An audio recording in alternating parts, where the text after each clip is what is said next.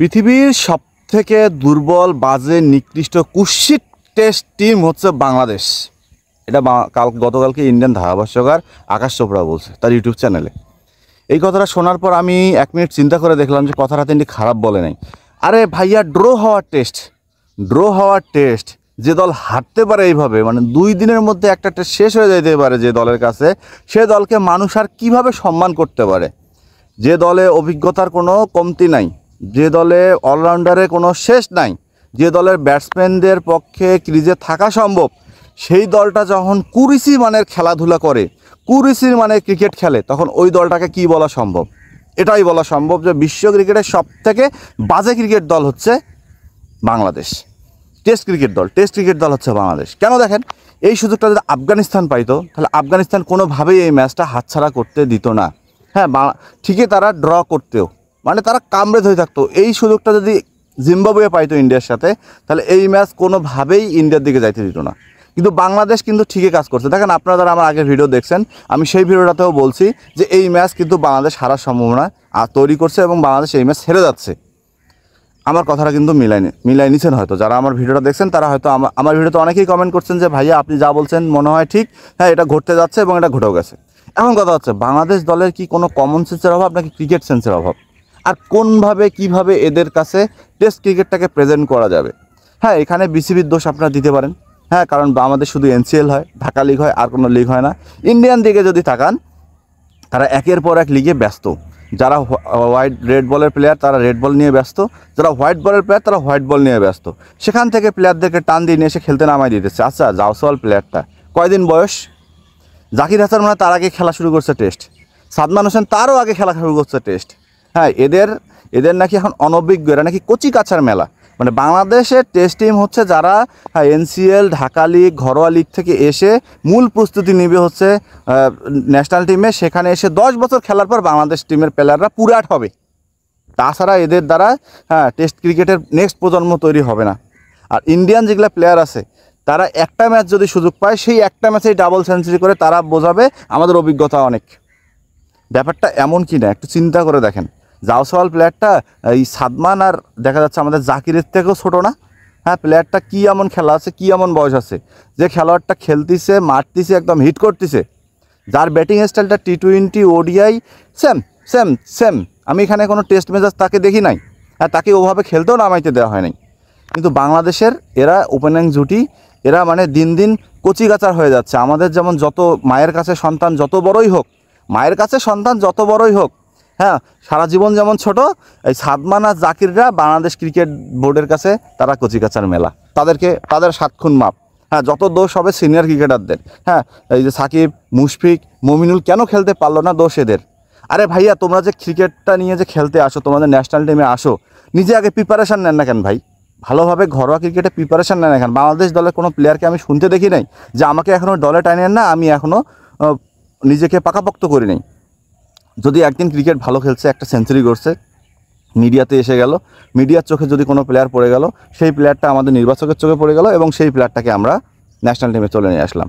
So এই হচ্ছে বাংলাদেশ টিমের সিলেকশন প্যানেলের অবস্থা। কিন্তু আমাদের সিলেক্টররা কখনও মাঠে আমি দেখি না যে মাঠে গিয়ে এই প্লেয়ারটাকে 2 বছর ধরে চোখে রাখবো, এই প্লেয়ারটাকে নিয়ে আমরা গবেষণা চালাবো, এই প্লেয়ারটাকে নিয়ে আমরা পরীক্ষা নিরীক্ষা চালাবো, তারপর একে নিয়ে ন্যাশনাল টিমের মূল ময়দানে নামাই দেবো। কিন্তু না, যখনই দেখা যায় একটা ম্যাচে 2টা ম্যাচে সেঞ্চুরি মারে দিছে, প্লেয়ার তো ভালো, লাগাও তাকে ন্যাশনাল টিমে। যার ফলে আজকে আমাদের এই অবস্থা। গড়পত্তা টিম হয়ে গেছে আমরা। ইন্ডিয়ার এক একটা প্লেয়ার, এক একটা ধারাভাষ্যকর বাংলাদেশকে অপমানের চূড়ান্ত শিকারে নিয়ে গেছে। মাঠের দিকে যদি আপনারা যদি খেলা দেখে থাকেন, অবশ্যই খেলা দেখছেন, আপনারা দেখেন স্লেজিং থেকে শুরু করে, ব্যাটসম্যানরা থেকে শুরু করে, বোলাররা শুরু করে, বাংলাদেশের একটা প্লেয়ারকে কি খেলার মাঠে কেউ মর্যাদা দিচ্ছে? দেয় নাই। কেন দেয় নাই জানেন? কারণ তারা জানে যে বাংলাদেশ এমনই, আমরা এভাবেই জিততে চাই। আপনারা চিন্তা করেন ভাই, কীভাবে চিন্তা করবেন?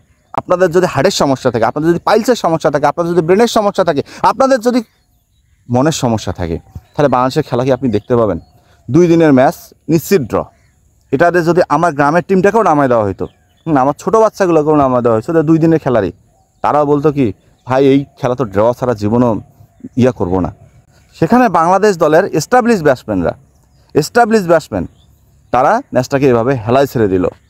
আমার মনে হয় কি এই শালারা ফিক্সিং করছে কিনা কে জানে, সন্দেহ তো জাগবেই ভাইয়া। হ্যাঁ, কারণ 2 দিনের একটা টেস্ট কীভাবে বাংলাদেশ হারতে পারে, যেখানে ইন্ডিয়া শুধু একটা সেশন ব্যাটিং করছে। আরে মুশফিক কালকে নন স্ট্রাইকে খালিদকে পাঠিয়ে দিয়েছিল, সেটা দেখে বিরাট কোহলি হাসতেছিল যে মুশফিকের এত বছরের কেরিয়ার, এত অভিজ্ঞ একটা প্লেয়ার সে কীভাবে এই কাজটা করে। ভাই রাগ তো উঠবেই, সবারই রাগ উঠবে, কারণ 2 দিনে একটা ম্যাচ হেরে গেলে এর থেকে কুৎসিততম কাজ কী হইতে পারে। বাংলাদেশ ক্রিকেটে প্লেয়ারদেরকে আর কতভাবে বোঝানো যাবে যে তোমরা মেন্টালি স্ট্রং হও। আরে ভাইয়া তোকে কি রান করতে বলছে কালকে নামার পর ব্যাটিংয়ে? হ্যাঁ, তোকে কি ইন্ডিয়ার মতো তুলে করে মারতে বলছে? আচ্ছা, আপনারা যদি মারলেনই, আপনারা যদি আউটে হইলেন, রান করে আউট হলে দেখেন 200 থেকে 250 রান টার্গেট দেন ইন্ডিয়াকে, সেটাও তো পারলেন না। ওই যে 95টা রান টার্গেট দিয়েছেন খালি, যে রানটা একটা দেখা যাচ্ছে যদি নাদান শিশুকে করে দিতেন তাও করতো। আচ্ছা ভাইয়া, ইন্ডিয়ার যে পিচটা কি খুব কঠিন ছিল নাকি? ইন্ডিয়ান বোলারদের আপনার আগে কখনো খেলেন নাই, ফার্স্ট টাইম ইন্ডিয়ার সাথে খেলতে গেছেন। আপনারা জানেন না ইন্ডিয়া এত বিধ্বংসী বোলার আছে, এত বিধ্বংসী স্পিনার আছে, তারা নাম্বার 1 টিম, তাদের সাথে খেলতে গেলে আমাদেরকে সাবধান হতে হবে। আমি তো এখন দেখতেছি বাংলাদেশ দলের যারা প্লেয়ার আছে, বাংলাদেশ দলের যারা ক্রিকেটার আছে, এদের থেকে ক্রিকেট জ্ঞান ধারণা আফগানিস্তান, জিম্বাবুয়ের যে প্লেয়ারগুলো আসতেছে নতুন প্লেয়াররা, এদের অনেক ভালো। এরা অনেক ভালো ক্রিকেট খেলে, অনেক ভালো ক্রিকেট মেধাদের হয়, এরা জানে ম্যাচের সিচুয়েশান বুঝে, এরা সব কিছু জানে। কিন্তু এটা বাংলাদেশের প্লেয়ারের নাই রে ভাই। এরা দেখা যাচ্ছে 10 বছর পর 2টা টেস্ট জিতবে একটা ভালো টিমের সাথে, বাস মিডিয়াতে একদম তুলে ধরা। হ্যাঁ, আমরা ইউটিউবার যারা আছে তারা তুলে ধরা, আমাদের যারা সাংবাদিক ভাইরা আছে তারা একদম উড়াধুরা, একদম এরা দেখা যাচ্ছে মানে সেই হাসি খুশি ট্রফি নিয়ে বিছানায় ঘুমাচ্ছে। হ্যাঁ, দেখা যাচ্ছে আমরা এটা করতেছি, ওটা করতেছি, এটা করলাম, ওটা করলাম, এই মোমেন্ট সেই মোমেন্ট টাইম খুঁজতে পরে আরও 10টা টেস্ট হেরে গেল, সেটার দিকে আর কোনো খবর নাই।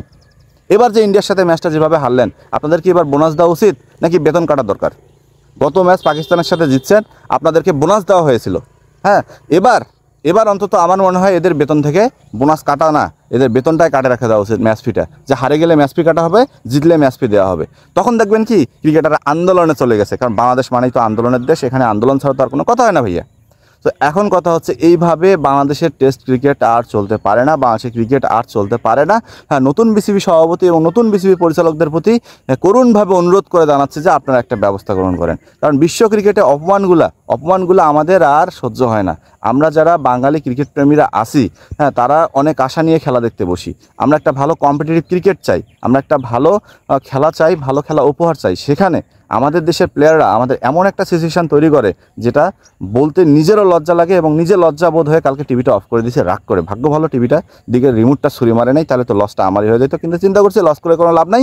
হ্যাঁ, বাংলাদেশ এমনই, এটা মেনে নিতে হবে, এটা নিয়েই আমাদেরকে চলতে হবে। সো রান আউটে যারা দেখছেন সাবস্ক্রাইব করতে ভুলবেন না।